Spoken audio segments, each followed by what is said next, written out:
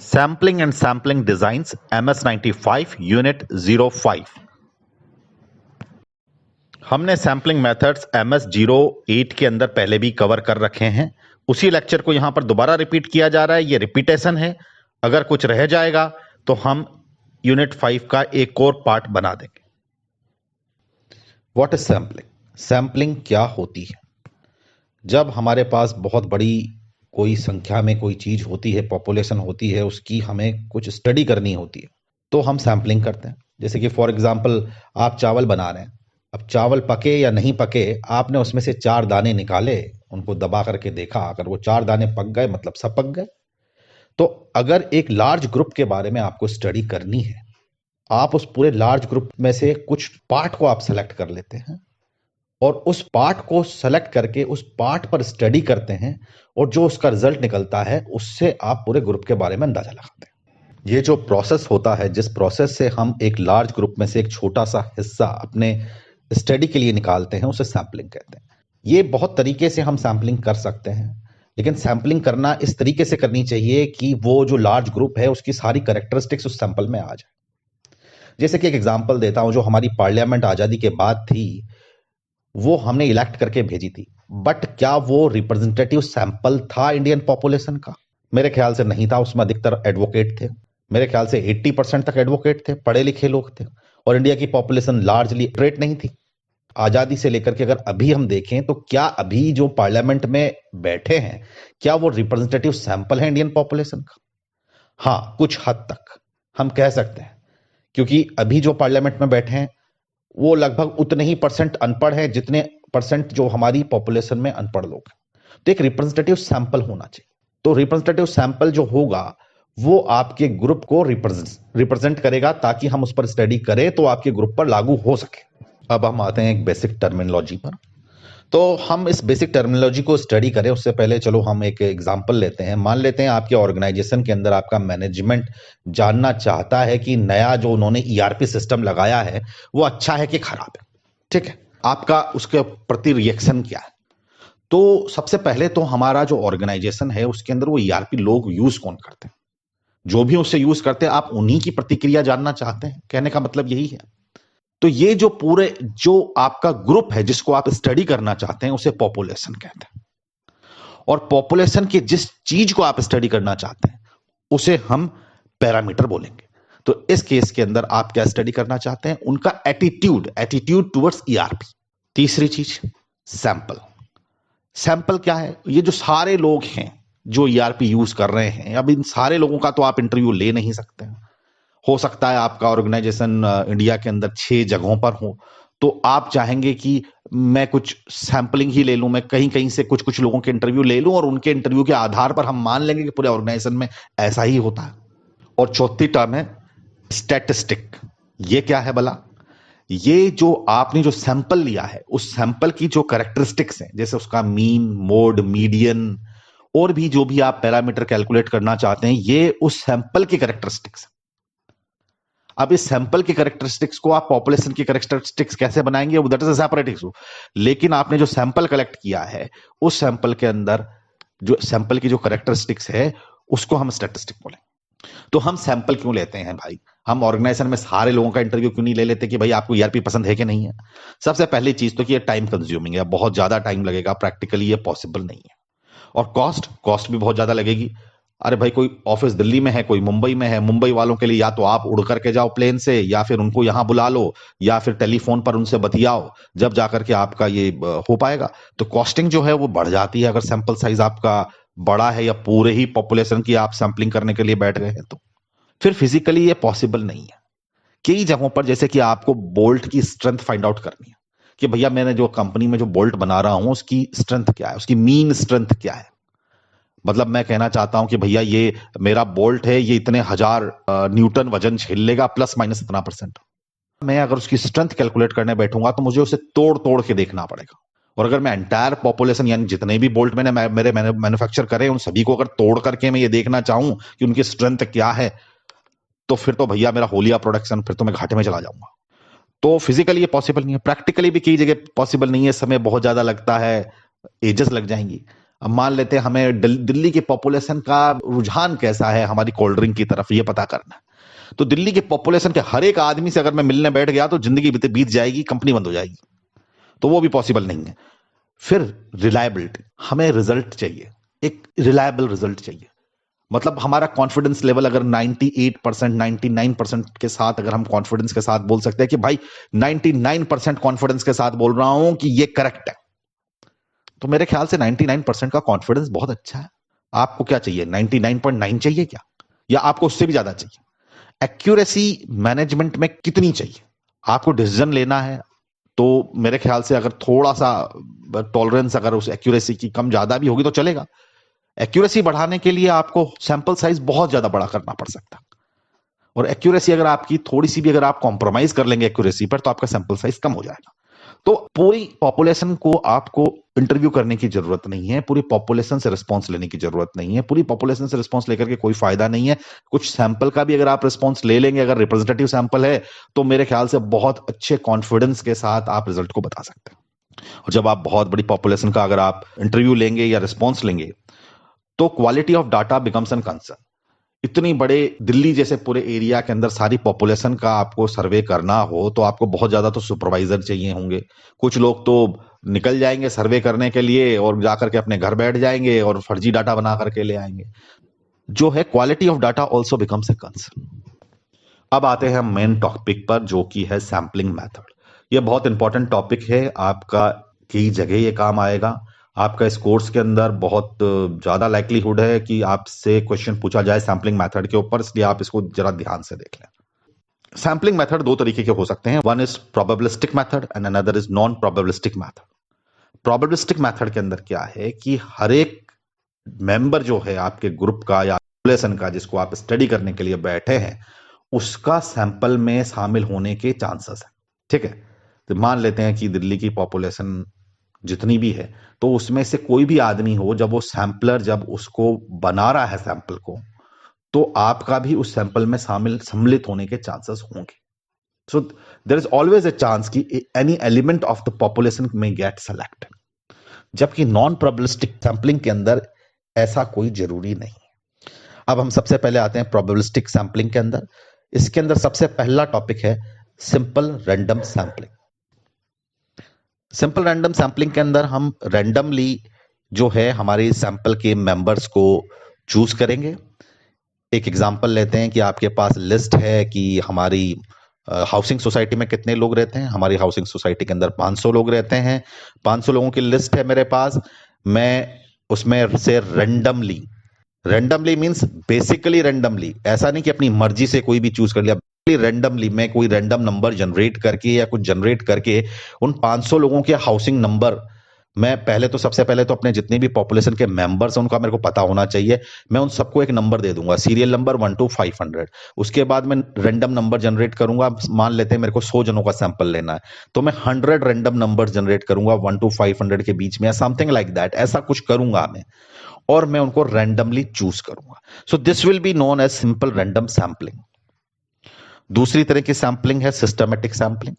Systematic sampling के अंदर आप ऐसे याद रख लीजिए कि एक हमने बचपन में सुना था कि डायन भी एक घर छोड़ करके चलती है, तो इसके अंदर हमें घर छोड़ छोड़ के चलना है। मान लेते हैं कि हमें हमारे पास लिस्ट तो है 1 to 500 लोगों की, हमें सैंपल लेने हैं 100।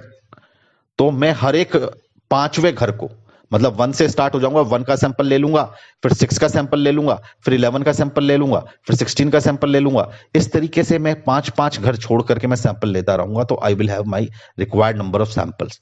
So this is systematic sampling.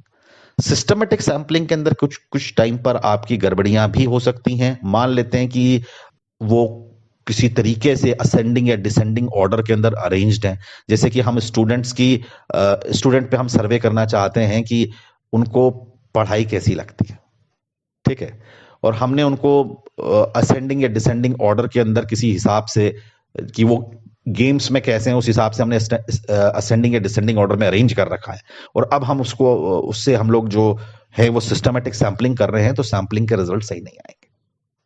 तो सबसे पहले तो ये ध्यान रखने की जरूरत है कि किसी जो हमारा जो जो सैंपल डाटा है जिसकी आपने नंबरिंग करी है, इनमरेट किया है, वो भी थोड़ा रैंडम होना चाहिए, तभी आपके सिस्टमेटिक सैंपलिंग जो है वो सक्सेसफुल होगी। सिस्टमेटिक सैंपलिंग के अंदर हम ये मान के चलते हैं कि एंटायर पॉपुलेशन जो है वो एक जैसी है, यानी कि वो अंदर से होमोजीनियस है। ठीक है, अब नेक्स्ट आता है स्ट्रेटिफाइड सैंपलिंग। स्ट्रेटिफाइड सैंपलिंग के अंदर हम किसी तरीके से जब हम सैंपलिंग करते हैं तो हम हमारी पॉपुलेशन को कुछ ग्रुप्स में बांट लेते हैं, क्योंकि हमारी पॉपुलेशन हम मानते हैं कि वो अंदर से होमोजीनियस नहीं है, वो हेट्रोजीनियस है। तो मान लेते हैं हमारे कॉलोनी के अंदर 500 लोग हैं, और मेरा क्वेश्चन ये है कि हाउसिंग सोसाइटी में 500 लोग हैं, मेरा क्वेश्चन ये है कि क्या हम आरडब्ल्यूए की फीस 100 रुपए से बढ़ा दें? तो मैं सबसे पहले मैं सर्वे करना चाहता हूं, तो मैं सर्वे, अगर मैं सारे अमीर लोगों का सर्वे कर लूंगा, मेरे 500 सोसाइटी में 500 लोग हैं, मैं 500 लोगों में सबसे जो अमीर लोग हैं 10, उनसे पूछूंगा भैया 10 रुपए बढ़ा दूं क्या? तो बोले यार बढ़ा दे कोई फर्क नहीं पड़ता। लेकिन अगर मैं जो सबसे गरीब लोग हैं मेरी हाउसिंग सोसाइटी में, उन 10 लोगों से अगर मैं पूछूंगा क्या मैं 100 रुपया बढ़ा दूं, तो हो सकता है वो बोले नहीं यार ये थोड़ा ठीक नहीं है इस टाइम पर बढ़ाना, या उनका रिएक्शन कुछ अलग हो सकता है। तो मेरी सोसाइटी के अंदर मुझे मालूम है कि 2 या 3 टाइप के इनकम ग्रुप हैं, तो ऑफ कोर्स मेरे को फिर मेरी हाउसिंग सोसाइटी के अंदर पहले तो स्ट्रेटिफिकेशन करना पड़ेगा, यानी कि उनको मैं इनकम ग्रुप के हिसाब से डिवाइड करूं, high income, middle income and low income. फिर उनमें से मैं अपने जो है वो सैंपल्स लूं, उनमें से सैंपल हम रैंडम सैंपलिंग कर सकते हैं उनके अंदर से हम लोग कितने मेंबर्स चूज करें वो हम प्रोपोर्शनल बेसिस पर भी कर सकते हैं, नॉन प्रोपोर्शनल बेसिस पर भी कर सकते हैं। जैसे कि फॉर एग्जांपल कि मेरी कॉलोनी के अंदर अधिकतर गरीब लोग हैं, तो 500 लोग हैं, 500 में से 300 गरीब हैं और 100 मीडियम है और 100 रिच है। तो अब मैं सैंपलिंग करने बैठूंगा और मुझे 100 लोगों का सैंपल लेना है, तो ऑफकोर्स जो सबसे बड़ा साइज जो मैं लूंगा वो मेरे को गरीबों का लेना चाहिए। तो मुझे कम से कम 60 सैंपलिंग जो है, 60 लोगों की सैंपलिंग जो है वो लो इनकम ग्रुप में से करनी चाहिए, 20 जो है मिडिल से करनी चाहिए और 20 मेरे को रिच से करनी चाहिए, और उसके बेसिस पर मेरे को आगे बढ़ना चाहिए। तो आप सबसे पहले स्ट्रेटिफिकेशन कर सकते हैं। स्ट्रेटिफिकेशन करने के बाद स्ट्रेटिफिकेशन के अंदर आप जो है रैंडम सैंपलिंग के थ्रू पिक कर सकते हैं, किसी और सैंपलिंग के थ्रू पिक कर सकते हैं। अब आता है क्लस्टर सैंपलिंग। क्लस्टर सैंपलिंग के अंदर सिंपली मेरे 1 से 500 मेरे लोग हैं मेरी हाउसिंग सोसाइटी के अंदर। मेरे हाउसिंग सोसाइटी के अंदर ब्लॉक बने हुए हैं, मेरे 5 ब्लॉक हैं, block 1, block 2, block 3, block 4, block 5। हर एक ब्लॉक में 100 लोग रहते हैं, तो मैंने क्लस्टर बना लिया है, क्लस्टर है। अब मैं रैंडमली किसी भी 2 ब्लॉक को चूज करके या रैंडमली किसी भी एक ब्लॉक को चूज करके उसका सैंपल कर लेते हैं। तो इस तरीके से जो सैंपलिंग करी जाती है उसे क्लस्टर सैंपलिंग बोलते हैं। मैं दोबारा से बताता हूं, मान लेते हैं मेरी सोसाइटी के अंदर 500 लोग हैं और मेरे 5 blocks, block 1, block 2, block 3, block 4, block 5। हर एक ब्लॉक में 100 लोग रहते हैं। मैंने पहले तो ब्लॉक बना लिया और रैंडमली मैंने किसी भी एक ब्लॉक को पिक कर लिया और उसके अंदर जितने भी लोग रहते हैं, जो 100 लोग रहते हैं, उन सबसे मैंने क्वेश्चन पूछ लिया और वो उस ब्लॉक वालों ने जो बोला वही मैंने मान लिया। तो ये हुई हमारी क्लस्टर सैंपलिंग।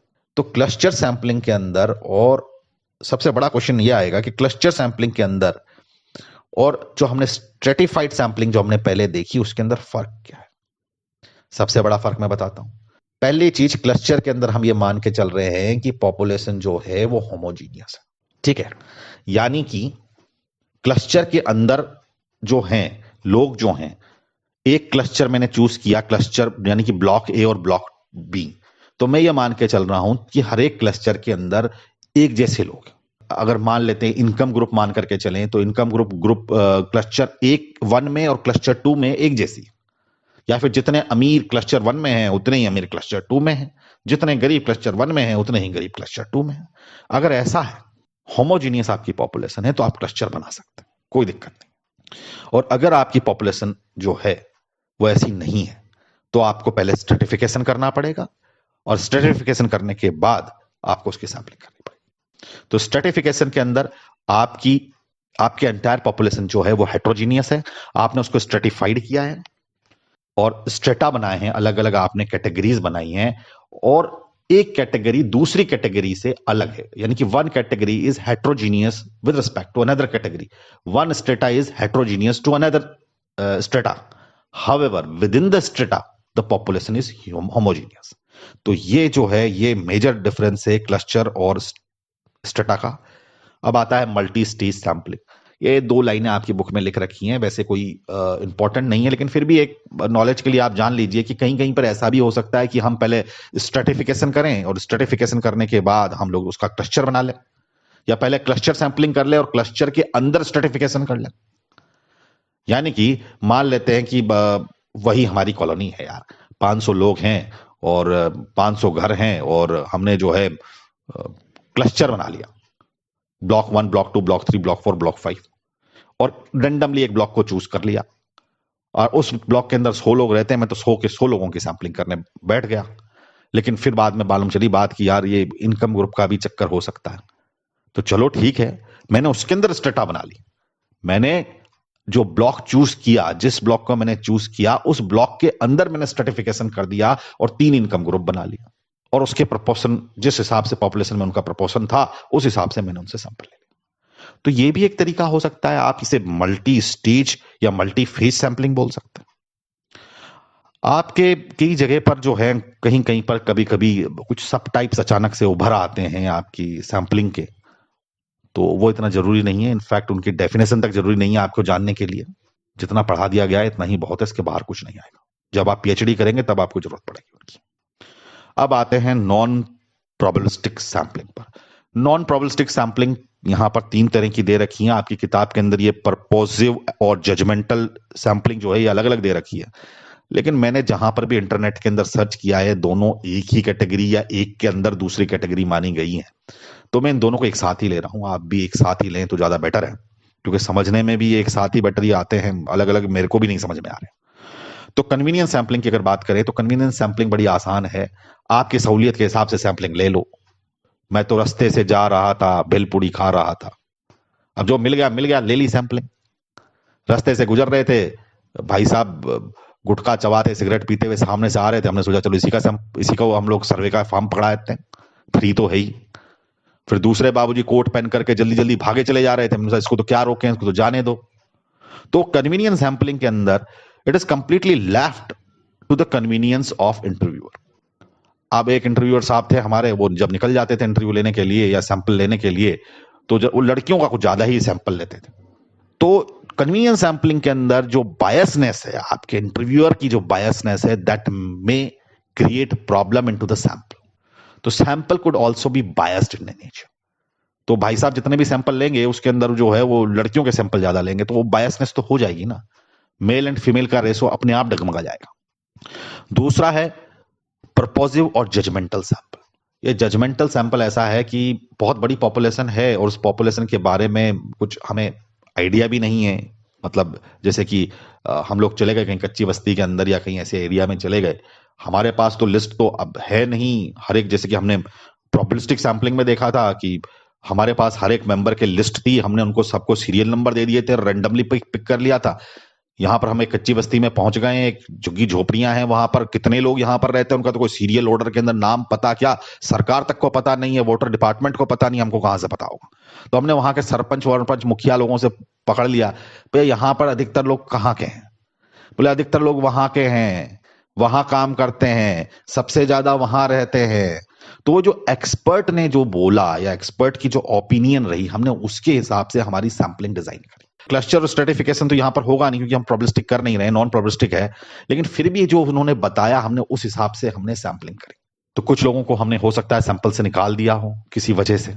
तो ये जो रिस्ट्रिक्टिव नेचर की जो सैंपलिंग होती है जिसके अंदर सभी के सम्मिलित होने के चांसेस नहीं होते हैं, वो नॉन प्रोबेबिलिस्टिक सैंपलिंग कहलाती है। अब आता है तीसरा, कोटा सैंपलिंग।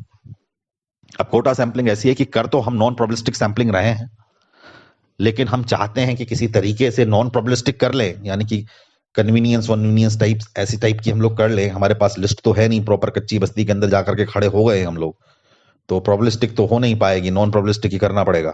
तो नॉन प्रोबेबिलिस्टिक हम करने के लिए बैठे तो थोड़ा अंदाजा ले लिया हमने कि इस पॉपुलेशन के अंदर हिंदू कितने, मुस्लिम कितने हैं, क्रिश्चियन कितने हैं, सिख कितने हैं। तो भाई साहब ने किसी ने अंदाजा दे दिया कि नहीं हम अधिकतर जो है इसके अंदर है ना इतना परसेंट ये हिंदू है, इतना परसेंट ये है। अब हमको पता करना है कि कितना किसका कितना वोट जाएगा, कौन कौन से को जाएगा। तो हम उस हिसाब से फिर जो है हम वहां पर जाकर के हम सर्वे कर सकते हैं कि आपका रुझान कौन सी पार्टी की तरफ है, आप किसको वोट देना चाहेंगे, आपकी निगाह में कौन सा अच्छा लीडर है, टाइप इस तरह के क्वेश्चंस हम तब पूछ सकते हैं। तो हमें जो प्रपोर्शन बताया गया रिलीजन वाइज, तो हम उसी हिसाब से जो हमारा जो सैंपलिंग का जो हमारा कोटा है, जैसे कि हमें 100 सैंपल लेने हैं और अगर किसी ने बोला कि 60% यहां पर हिंदू हैं, तो हम 60% सैंपल जो है अपने हिंदू का रखेंगे, सो दैट कि किसी तरीके से हमारा सैंपल जो हो पॉपुलेशन का रिप्रेजेंटेटिव हो। कर तो नॉन प्रोबेबिलिस्टिक रहे, लेकिन फिर भी हम चाहते हैं कि हम थोड़ा ईमानदारी से करें, तो फिर हम लोग फिर कोटा सैंपलिंग पर आ जाएंगे। इसी के साथ ये सैंपलिंग का चैप्टर खत्म होता है। Thank you.